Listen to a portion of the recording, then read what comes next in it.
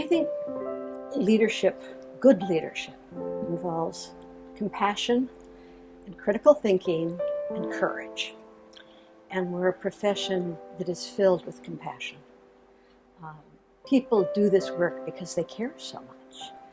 And it's what keeps us here year after year. It's what drives us, makes us good at what we're doing. But the critical thinking and the courage part is where you really move into leadership. And it's essential. When people tell me they've come into the profession because they love working with children and they basically don't want to have to think about the big world. It seems like this protected place where you can just think about little kids who are so lovely and you love them, and you're not going to have to deal with grown-ups, and you're not going to have to deal with systems, and you're not going to have to think big. Basically, they're in the wrong profession. This is not the field for you if that's what you want. If you care about children, you have to care about their families. We're transitory. Maybe 2 years in a child's life, usually 1, but their family's forever. And the family does all they know how to do under the conditions they live in. And if we don't care about the families, we're not doing our job, because it won't really make the difference for children it needs to. And caring for families means you've got to care about the conditions under which families live, the conditions under which families parent. And it's that big picture, that understanding how issues of what it means when families have to hold down 3 jobs in order to keep a roof over their head. What it does to families to be under the kind of pressure where a society that nobody agrees on how you raise kids, and no matter what you do, somebody thinks you're doing it wrong. What it does to families to live in a situation where their accent means they are treated badly, where their children have to become their translators in the adult world. What it does for families trying to make it to work and to school in cars that break down and not having decent transit. We have to care about those things if we care about children. We have to care about that context in which parenting happens.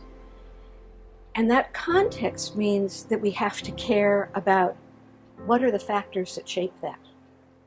How come families are struggling the way they are now, and what's our role in speaking about that and doing something about it? And that ties to the families, it ties to children, and it ties to our profession. We are doing some of the most important work people can do in the world. We're usually the first social institution outside the family that children and families are part of. And we see kids every day, we often see families every day, and we represent the big world to families.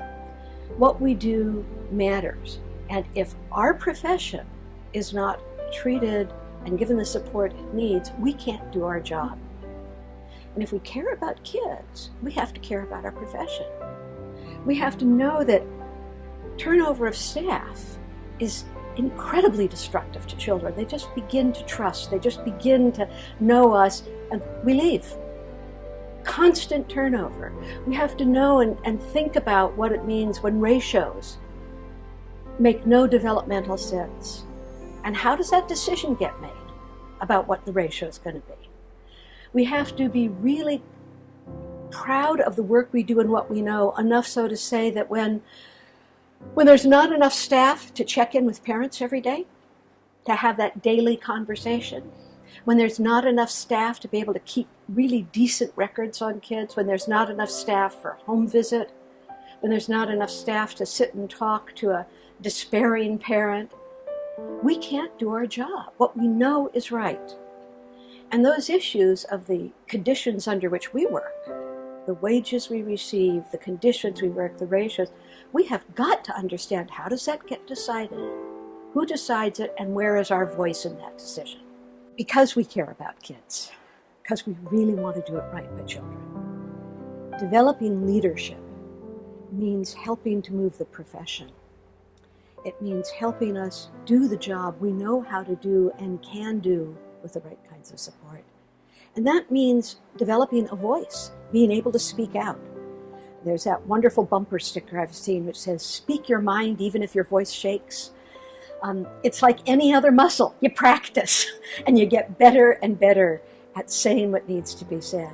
And it comes in lots of places. It means you write letters to the editor. It means you talk to your church board if they're sponsoring a school. It means that you know the names of your local representatives to the state and the federal government and the city government. You actually know who they are, you have their address, and you have their phone numbers written on the wall in the classroom. It means you get good at picking up the phone and calling and saying, this doesn't work. It's got to be done this way. You don't have to be an expert on everything, but you are an expert on little kids in group care. And you can say, I teach 2-year-olds. I know this doesn't work.